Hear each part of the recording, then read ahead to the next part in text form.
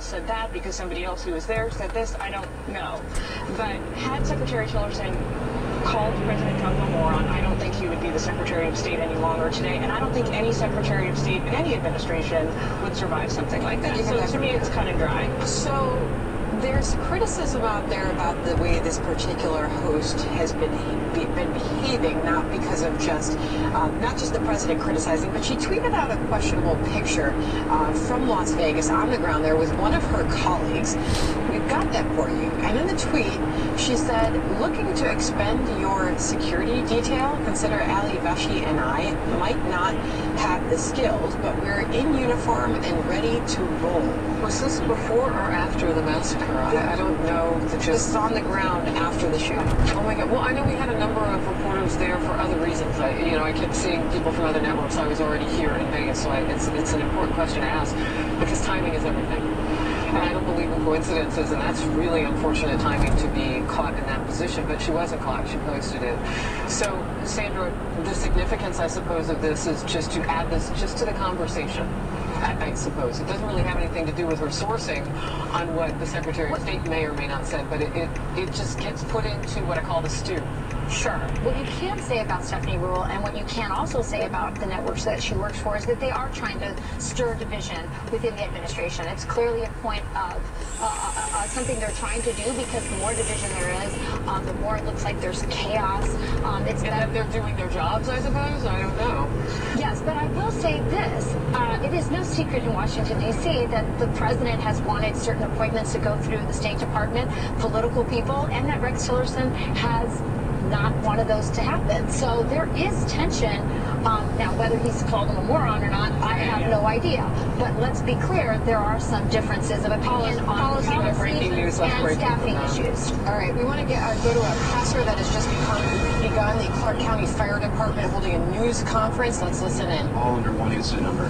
So we have 32 incident numbers tied to this, and we're still trying to crunch that data into one usable format. We also had reports of, people would show up in hotels, say Caesar's Palace or other places where they were shot. Well, by the time that information got relayed out to responders, both police and fire, there's a shooter at this location. Where there wasn't a shooter at that location, there was just somebody that was shot that showed up at that location via Uber or running or whatever. So that complicated our response. And so for a certain amount of time that evening, we knew we had what was going on at the concert venue, and we're starting to think, are we having attacks at other locations? Again, our police officers, both Metro, I saw strike teams out there that night from Henderson PD, from North Vegas PD. They all came together as we were trained, and they addressed every one of those other sites that turned out not to be shootings, but just where victims ended up. We also had people jump the fence, break through the fences, and get into the airport property.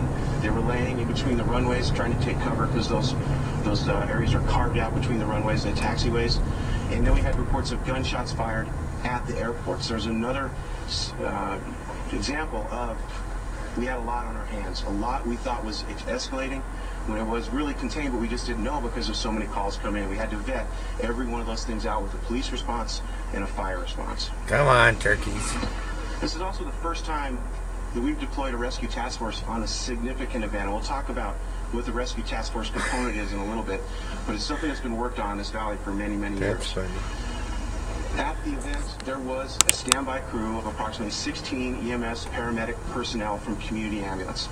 They performed wonderfully under fire, literally under fire, taking care of patients that were right there in front of them in a very bad situation. So my hat's off to that standby EMS crew that was taking care of people there. There were also numerous civilians and off-duty fire and EMS personnel, not only from the local area but from around the country, that immediately enacted what they're trained on. They started treating patients. They started helping people extract. They started doing the things that they were trained on, even though they were off-duty. Some of the gentlemen sitting in the front row today are members of my organization and our organization. I would always take it personal, it's mine, but our organization that were there either as responders or concert goers that went into action that night. I purposely, Monday morning, issued somewhat of a gag order to my organization. I did it again. Right? To my organization to not speak to the media because this was a very, very traumatic event. We have people that are hurt from this event.